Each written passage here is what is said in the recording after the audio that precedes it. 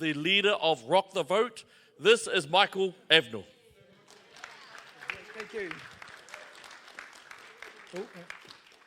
Welcome everyone. I'm Michael from Rock the Vote New Zealand, and Rock the Vote New Zealand is proud to be a component party under the Freedoms NZ umbrella. Yeah. Thank you for the claps. I hadn't quite finished. But the reason why we're proud to be a component party, as I sort of said last week, is because Freedoms NZ represents and symbolises unity. Yeah. And the other reason why we're proud to be a component party is because a lot of the core things that Rock the Vote New Zealand stands for and are our principles aligns perfectly with the 9 pillar policies of Freedoms NZ. So that's made it really easy. And I'd just like to speak about just a couple of them. So one thing that we're passionate about is preserving freedom of speech, which we know is under grave threat like never ever been before, and is actually a disgrace what's happening to our country. Because as we know, the government, who is not our friend, who is not on our side, is trying to silence us and cancel us. And when you think about it, every word we say begins with a thought and then comes out of our mouth. And it's unbelievable that an external authority like the government is trying to silence us and control what we say. And it's up to us to use discernment when we're speaking of the words that come out of our mouth, whether they're high, uplifting, quality, or low or negative. But that's up to us, not the government. And the other point that I'd like to make, which is acknowledging Bob McCroskey from Family First, well, I heard it from him, I'm not sure if it's an original statement, but he said, it's not actually about hate speech, it's about speech that they hate. And so that's why they're trying to control because they're trying to control the truth. Yeah. So that's preserving freedom of speech. The other thing that we want to preserve is our sovereignty, which is very, very important. So there's a couple of ways. One, which is often talked about, which is enshrining the New Zealand Bill of Rights into supreme law, that it can never be superseded, to save our country.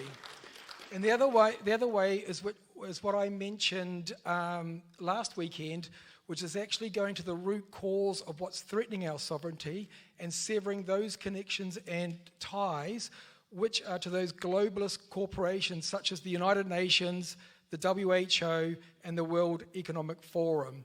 And if you think about it, if we achieve that alone, if we get this big representation that we're planning into Parliament, that will be a great victory on its own.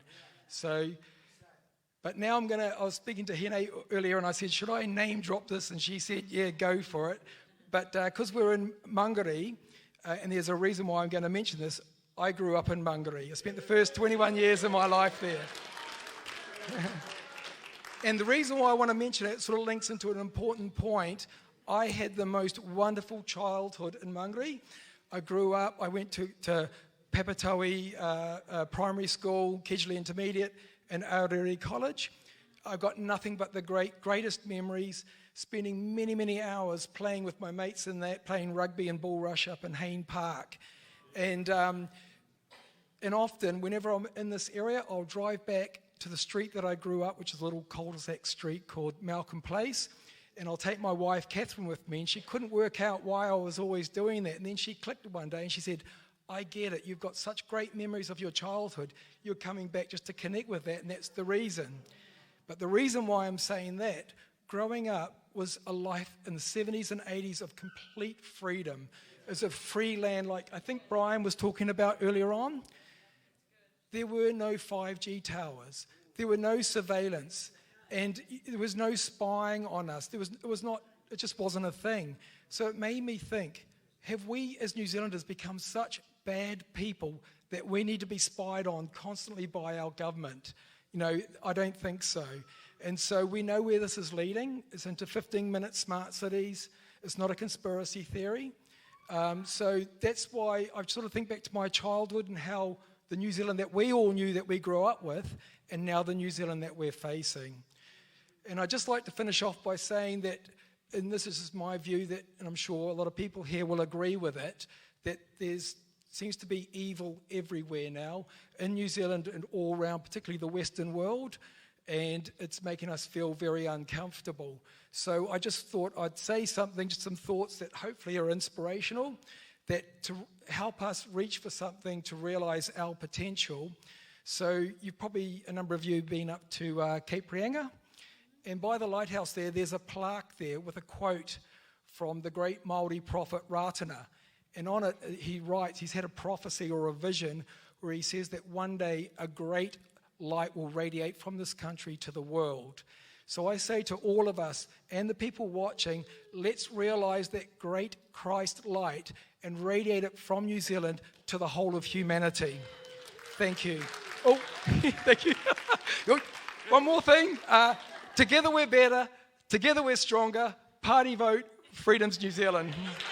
And rock the vote, New Zealand.